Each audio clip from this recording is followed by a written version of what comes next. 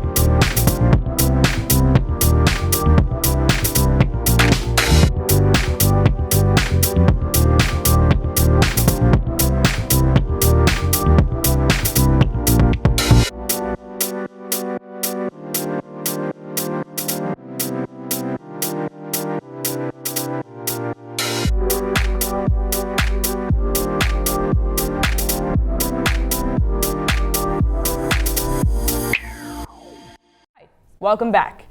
We are here with Dr. Jessica Walls. We're talking about some pretty great things about women and gender studies, and I would like to focus more now on kind of what you do here for the Women and Gender Studies department and what you teach as a whole. Yeah, great. So I teach a number of different classes, but one of the big courses that I teach that gets a lot of students, that draws a lot of attention, is a course called Sex, Gender, and Health. And this is a course that helps students have a better understanding of their reproductive and sexual anatomy, but I approach the course from a feminist lens, and that means that we can't think about bodies in isolation. We have to think about the social context by which those bodies move through the world, right? And the health part of that is sort of like honing in on our health institutions and how they contribute to how we experience our sexual and reproductive biology and physiology and anatomy. And that means delving into a lot of different topics. It means thinking about the way that we create categories around sex and gender, and how that informs our access to health. And it means thinking about that in terms of also intersections with other aspects of our identities. So thinking about the way that sex and gender interact with race and ethnicity and socioeconomic status and geography, our place in the world, right? So that's one of my favorite classes to teach for the Women's and Gender Studies department. Students can take it as a non-lab science course. And so that's interesting for me. I need the GN requirement. Exactly. So take it for that GN.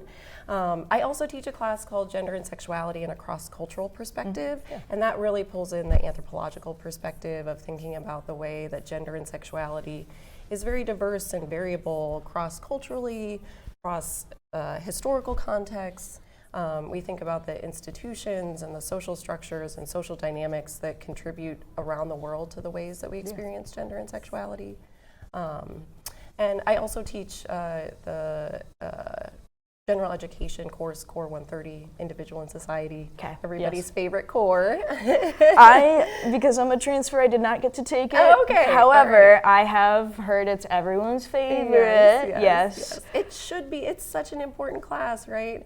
We say that in jest, but it lays the foundation for how we think about our societies and the way that power informs our experiences within our societies. So. I'm very glad you're very enthusiastic about it. I feel like a lot of kids are, the core classes are heavily neglected, but they are important general understanding of how the world works. Yes. The one thing that I did want to ask, as a larger general overall question, and kind of a more difficult one for us to kind of close out here, is I don't think people understand how interconnected our world is, as well as how deep everything goes together. You mentioned multiple times about how everything just kind of intersects. And I really wanted to know what your thoughts were of kind of removing certain things. Like recently we had the DEI stuff removed. Yes. To me, it's really hard to think about a world where we're not deeply invested in making sure that all voices are represented in all institutions. I agree, right? And especially as an anthropologist, what we think about as humanity is really founded in the extraordinary variation that humans express, right? Variation is just difference, right? Yes. And we can't understand anything about what it means to be human without recognizing difference, right? Yeah. And the ways that difference has our diversity, our diversity around social identities, how that is human constructed, but also how it impacts how we have access to resources, how it affects our educational experiences, how it affects how we experience healthcare. So it is just really foundational to any comprehensive understanding of what it means to be human, and it's fundamental. Dr. Walls, thank you so much for joining us today. I really appreciate it. The stuff that you talked about is very important, especially with what's currently going on in our country. As for you, the viewers, thank you for joining in. And this has been Issues and Ideas. And I am CJ Van Aken for UWW TV News.